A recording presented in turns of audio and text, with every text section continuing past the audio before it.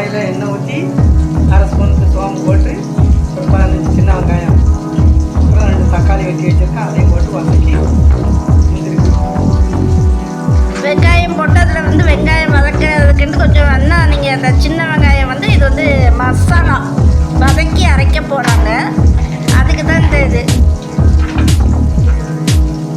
இந்த வெங்காயம் நல்லா கொஞ்சம் வதங்கினதுக்கு பிறகு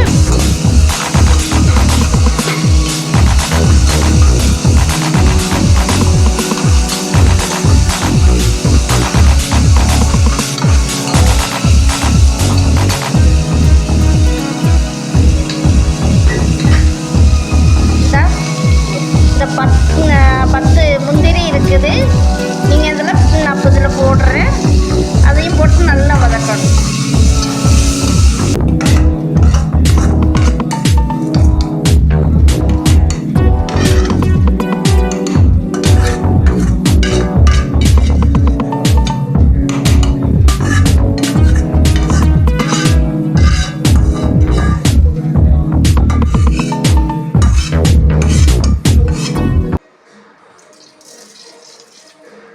கடுகு,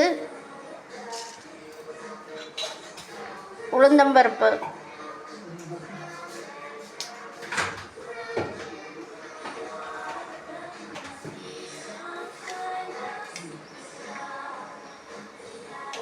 கடுகு பொரிஞ்சதுக்கு பிறகு சோம்பு, சின்ன அப்புறம் வெட்டி வச்ச வெங்காயம், கருவேப்பிலை, வெங்காயம் கருவேப்பிலை,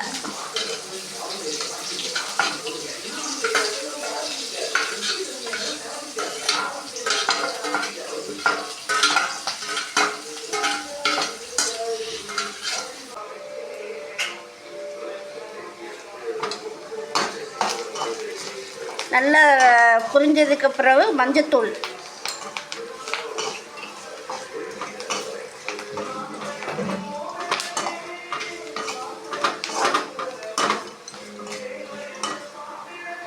மிளகாய்த்தூள்,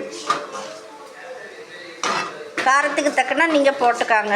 1.5 டேபிள் ஸ்பூன் போட்டிருக்கு, 1 டேபிள் ஸ்பூன்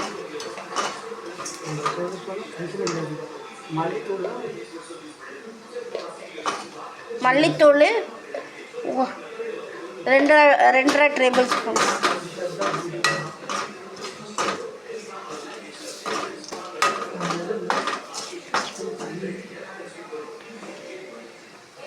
கொஞ்சோண்டு தண்ணி ஊற்றிக்கணும்.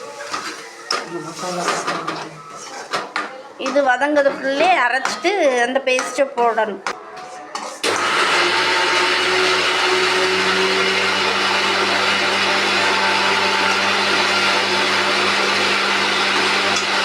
அரைச்ச பேஸ்ட்டை இதை ஊற்றுறோங்க.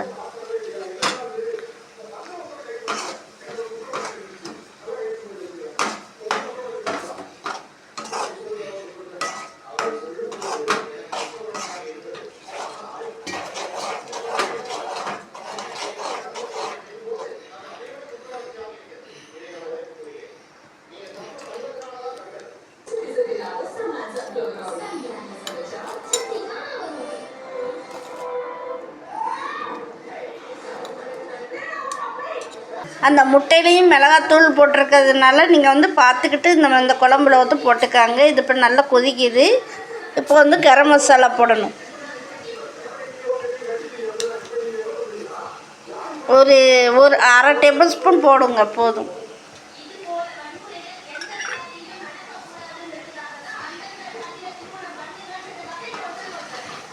அரை டேபிள் ஸ்பூன் போட்டு நல்லா கிண்டணும்.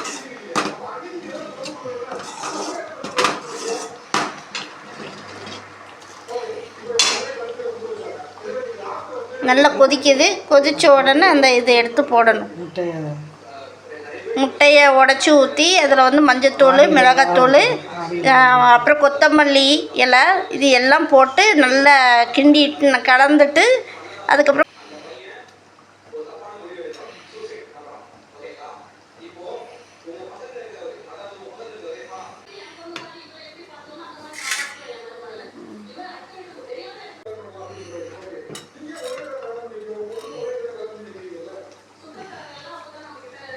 கொஞ்சம் கல்லி தூள், கொஞ்சம் தேங்காய் பால், ஒரு 1/2 கப். அரை கப்பு தேங்காய் பால் எடுத்து ஊற்றி